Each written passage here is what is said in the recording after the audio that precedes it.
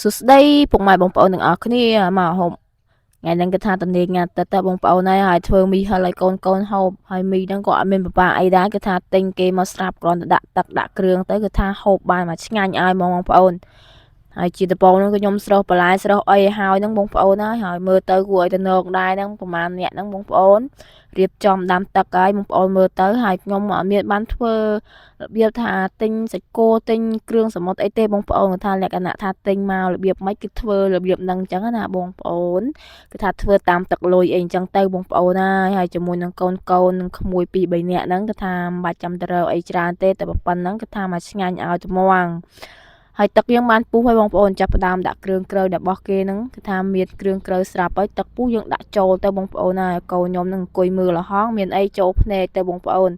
ហើយនេះគ្រឿងរបស់គេបងប្អូនយើងដាក់ចូលទៅ2 3កញ្ចប់តាមហ្នឹងហើយមានម្ទេសមានអីគេយើងឲ្យយើងថែមស្រាច់យើងចង់ហិលប៉ុណ្ណាដាក់ប៉ុណ្ណឹងទៅបងប្អូន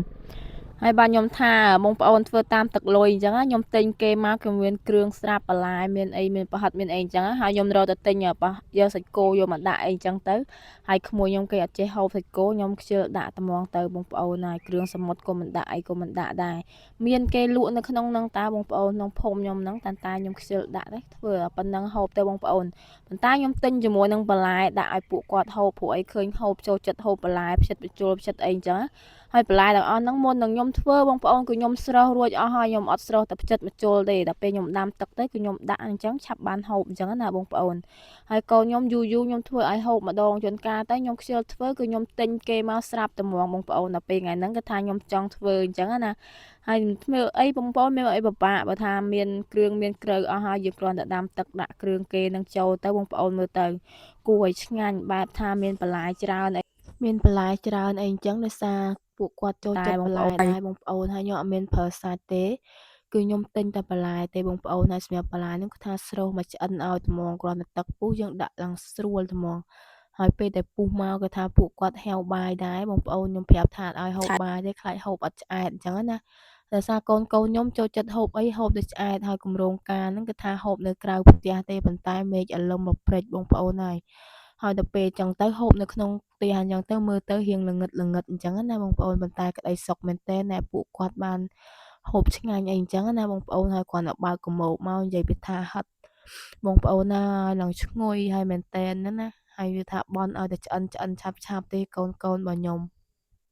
ហើយពិសេសកូនពៅនឹងត្មងបងប្អូនអ្នកមានកូនពៅដឹងហើយថារបៀបម៉េចហើយបន់ឲ្យតែឆ្អិននោះគាត់ថាហាវមែនទែនហើយដល់ពេលឆ្អិនហ្នឹងគាត់ថាម៉ែចាប់ផ្ដើមដួសឲ្យមុនពីណាអត់ទៅឲ្យតែបានកូនម្នាក់មួយចានហើយនិយាយពីថាកំងអានេះកំងអានោះបងប្អូនណាចូលចិត្តប្រហិតមែនទែនប៉ុន្តែខ្ញុំអត់មានគម្រោងទិញអីទាំងអស់គឺថាខ្ញុំយកមកហ្នឹងគម្រោងថាទិញសាច់ទិញអីនៅផ្ទះអញ្ចឹងណាបងប្អូនដោយសារគេមានលក់អស់ហើយដល់ពេលមានអ្នកចាញ់សាច់គោទៅមានអ្នកខ្លះអត់ហូបបកាទៅអញ្ចឹងមិនបាច់ចាំហូបទេបងប្អូនតាមដំណើរគេថាមានបន្លែមានអីទាំងគ្រឿងប៉ុណ្ណឹងទៅនិយាយពីថាក្តីសុខមែនតែនបងប្អូនហើយមើលទៅកូនរបស់ខ្ញុំនិយាយពីថាហើយបើសិនឲ្យក្មួយវិញឲ្យដួសខ្លួនឯងពេញចិត្តត្រង់ណាដាក់ខ្លួនឯងអញ្ចឹងណាបើថាកូនខ្ញុំហៅតែប្រហិតទេបងប្អូនហើយខ្ញុំក៏ថាចាប់ផ្ដើមឆ្លៀតអញ្ចឹងដែរបងប្អូនទៅមកដោះឆ្អិនហើយយើងមកប្រហែវអញ្ចឹងទៀតណាហើយបើធ្វើទិញគេហូបបងប្អូនថាលឿនមែនតើប៉ុន្តែពេលវេលាវាយូរអញ្ចឹងណាតើមកយើងមកដល់ផ្ទះទៅវាត្រជាក់អស់ហើយដល់ពេលទិញគេមកហូបនៅផ្ទះអញ្ចឹងធ្វើហូបខ្លួនឯងរៀងហត់មែនតើប៉ុន្តែវាមានក្តីសុខអញ្ចឹងណាបងប្អូនហើយម៉មដែរបងប្អូនមី3កញ្ចប់ជាមួយនឹងគ្រឿងក្រៅរបស់គេហ្នឹងច្រើនដែរហើយខ្ញុំក៏ទិញផ្ចិតម្ជុលទិញជាមួយនឹងបន្លែអីដាក់ទៀតទៅច្រើនដែរបងប្អូនមួយឆ្នាំងហ្នឹងឡើងពាក់កតានិយាយពីថាកូនខ្ញុំហូបមកឆ្អែតត្មងអត់មានពិបាកអីទេហើយនឹងក្មួយខ្ញុំអីហ្នឹងគឺថាដាក់យកតែមួយឆ្អែតទេបងប្អូននៅថាពេលល្ងាចហ្នឹងពួកគាត់ហូបបាយរាល់ថ្ងៃអញ្ចឹងរៀងធំរៀងទលាន់អីអញ្ចឹងណាហើយដល់ពេលកូនខ្ញុំមកថាបានមីហិលអញ្ចឹងវិញបងប្អូនហើយបើថាយើងចង់ដាក់ម្ទេសដាក់អីដាក់ខាងក្រៅទៅបងប្អូនខ្ញុំអត់ហ៊ានដាក់ម្ទេសទេនៅក្នុងហ្នឹងហើយបើថាកូនខ្ញុំវិញកំងតែសូវហិលទេព្រោះគាត់អត់ចេះហិលអញ្ចឹងណាហូបងប្អូនហើយថាផ្លុំឲ្យយាយផ្លុំឲ្យមិនចង់តន់ទេហើយបើកូនខ្ញុំឃើញស្វិតអញ្ចឹងឯងប៉ុន្តែចូលចិត្តបន្លែណាបងប្អូនផ្លុំមិនតន់ទេថាមានកូកាមកកំប៉ុងម្នាក់ហ្នឹងគ្មានឲ្យចាយញ៉ាំទេដាក់តែខ្លួនឯងហ្នឹងបងប្អូនហើយនិយាយពីថាចាប់ចកោះវិញបងប្អូនសុំចាញ់ឲ្យមូយកឲ្យតែថាត្រជាក់អញ្ចឹងណា ប៉ុន្តែរៀងក្តៅៗអញ្ចឹងគាត់អត់សូវហូបប្រហែលទេឲ្យយាយផ្លុំឲ្យហើយខ្ញុំបន្ទាប់ពីឲ្យកូនអីរួចរាល់អស់មកគាត់ថាចាប់ផ្ដើមខ្លួនឯងដែរបងប្អូនអើយមកពីធ្វើការហត់នឿយដែរហើយដល់ពេលយើងធ្វើត្មមតែឆ្អិនអញ្ចឹងបងប្អូនហើយហាវដែរមកដល់ហ្នឹងគាត់ថារៀបចំត្មមទៅរួចហើយដល់ពេលបានឆ្អិនរៀបចំឲ្យកូនហើយដាក់ខ្លួនឯងមួយចានទៅបងប្អូនមានអីជាតិដែរតាបើយើងទៅហូបនៅកន្លែងគាត់ថាស្រួលស្រាប់អញ្ចឹងបងប្អូនចាំតែអង្គុយហូបពេលដល់ពេលយើងមកធ្វើហ្នឹងហត់បន្តិចដែរប៉ុន្តែវាជាតិខ្លាំងបងប្អូនថងថាយើងបានជុំគ្នាអញ្ចឹងណាហើយបងប្អូនហើយបើថាជុំគ្នាវិញមិនទាន់អស់ទេអានេះថាជុំគ្នាលក្ខណៈគ្រួសារកូន2នាក់និងក្មួយម៉ែអីអញ្ចឹងប្រហែលអ្នកទេបងប្អូននៅគ្រួសាររបស់ខ្ញុំទៀតក៏គាត់ធ្វើការនៅឆ្ងាយអញ្ចឹងអត់បានជួបជុំគ្នាទេបងប្អូនហើយខ្ញុំក៏មានជាមួយនឹងតិចបានតិចដែរ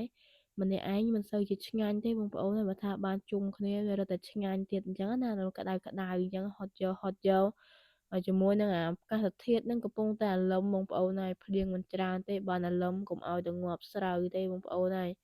ខ្ញុំធ្វើការទៅត្រូវទឹកភ្លៀងរាល់ថ្ងៃទៅសលេងនេះរៀងពិបាកស្ដាប់បងប្អូនហើយនិយាយពីថាស្រូវវិញចង់ងាប់អស់ហើយបងប្អូនតែបានមកមេហ្នឹងរៀងស្រស់បំប្រងបន្តិចហើយកន្លែងគេចង់បានទឹកភ្លៀងហ្នឹងមិនភ្លៀងទេបងប្អូនហើយបើថារោងចក្រហ្នឹងឲ្យតែដល់ម៉ោងរៀបចេញមកផ្ទះហ្នឹងចាប់ផ្ដើមល្ងិតមកហើយបងប្អូនខ្យល់ផងអីផងមកឡើងលិចដើររកកន្លែងភើបដើមឃើញទេបាទកន្លែងគេរកទឹកភ្លៀងហ្នឹងគឺថាគ្មានតែហ្មងហើយបងប្អូនហើយនេះ